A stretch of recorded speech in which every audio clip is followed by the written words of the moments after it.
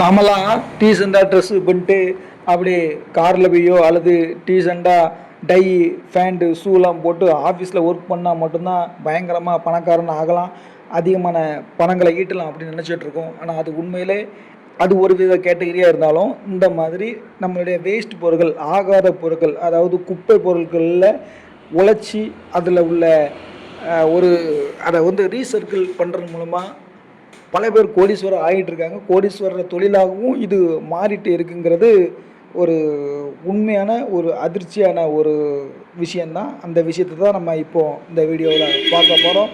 உண்மையிலே நம்ம ஒரு பொருள், ஒரு எலக்ட்ரானிக்கல் கூட்ஸாக இருக்கட்டும் சரி, ஒரு ஏசியாக இருக்கட்டும் சரி, ஒரு பொம்மையாக இருக்கட்டும், ஒரு இரும்பு பொருள் இருக்கணும், அது வந்து நம்ம ஒரு குப்பையாக சரி நம்ம வீட்டில் வந்து வாங்க வராங்க, அந்த பழைய இரும்பு கடைக்காரங்க வந்து வண்டி வந்து வாங்க வராங்க, நம்ம கிலோவை போட்டு கொடுத்துட்றோம், அதோடு நம்ம வேலை பிடிச்சி. ஆனால் அதோட வேல்யூ என்னங்கிறது நமக்கு தெரியாது. நம்ம நினைக்கிறோம் சரி அது ஒரு குப்பை, நம்ம நினைக்கிறோம் அது வந்து ஒரு சரி வீட்டு அடைசல் எடுக்க வெளியே போட்டோம் அப்படின்னு நினைக்கும். ஆனால் அதை வந்து ஒரு குறிப்பிட்ட சமூகத்தினர், அவங்க பேர் நான் சொல்ல விரும்பலை, ரொம்பவும் தென்னிந்தியாவில் வாழ்கிற ரொம்ப கடுமையான அந்த அந்த ஃபீல்டில் உள்ளவங்க தான் சென்னையில் நிறைய பேர் இருக்காங்க. அவங்க பர்டிகுலராக அந்த தொழில் தான் பண்ணிகிட்ருக்காங்க.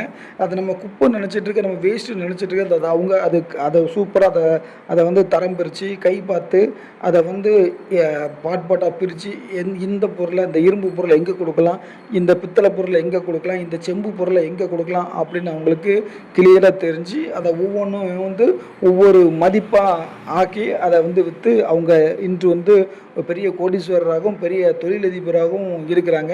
நமக்கு தான் இது என்னப்பா இவங்க இப்படி தொழில் பண்ணுறாங்க, ஒரே அழுக்குமா இருக்காங்க அப்படின்னு நினைக்கும். ஆனால் அந்த அழுக்குக்குள்ளே தான் வைரமும் இருக்குது, அந்த அழுக்குக்குள்ளே தான் தங்கம் இருக்குது. அதுதான் ஏன்னா அந்த மாதிரி தொழிலில் தான் இப்போ பயங்கரமான ஒரு லாபங்கள் வருது. ஏன்னா அவங்க அதுக்கு கஷ்டமும் படுறாங்க, அது ஒரு விஷயம். ஏன்னா அழுக்கு, அப்புறம் கடின உழைப்பு, அதை உடைக்கணும் எடுக்கணும், அப்படி இருந்தாலும் அந்த உழைப்புக்கேற்ற ஊதியம் போல் அவங்களுக்கு அதிகமான வருமானமும் கிடைக்கிது. இப்போ வந்து சவுத் இந்தியாவிலேருந்து நிறைய பேர் சென்னைக்கு போனாங்க. அந்த திருநெல்வேலிக்காரங்க மாடல் ஃபுல்லாகவே இது பார்த்திங்கன்னா இந்த பழைய இரும்பு கடை, இந்த பல்லாவரம் சந்தையில் பழைய பொருட்களை விற்கிறது, அதேமாரி இந்த மாதிரி பழைய பொருட்களை வாங்கி அதை உடச்சி அதுக்குள்ளே இருக்க கொஞ்சம் பித்தளை, கொஞ்சம் செம்பு, கொஞ்சம் இரும்பு, கொஞ்சம் பேட்ரி, அந்த மாதிரிலாம் எடுத்து வந்து அதை வந்து தனித்தனியாக விற்கிறனால அவங்களுக்கு அதிகமான ஒரு வருவாய் வருது. அது வந்து இப்போ பயங்கரமாக ஒரு ட்ரெண்டாக போய்கிட்டு இருக்குது. அதுதான் நம்ம வந்து ஒரு கிலோ 30 ரூபான்னு போடுவோம், 30 ரூபான்னு கொடுத்துருவோம். ஆனால் அதை அவங்க வந்து உடச்சி எடுத்து கஷ்டப்பட்டு, அதை அவங்க கஷ்டம் தான் படுறாங்க, அதை உழைக்க தான் செய்கிறாங்க,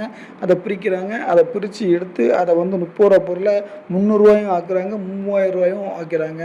அந்த மாதிரி எந்த பொருளுமே, எந்த தொழிலுமே